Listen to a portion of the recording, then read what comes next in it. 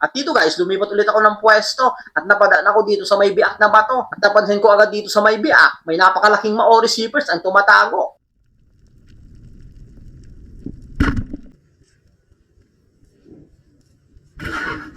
Kaya dali-dali akong nag-dive dito. Buti lang, hindi ako namalayan habang pababa. Kaya ayun, napakaganda yung patama ko dito na spine shot. Hindi na talaga nakagalaw. Medyo malawak pa naman na butas to. Napakabihira na tayong makahuli ng ganitong isda, etong Maori Seepers. Yan line naman ito kung tawagin dito sa probinsya namin, dito sa Banton.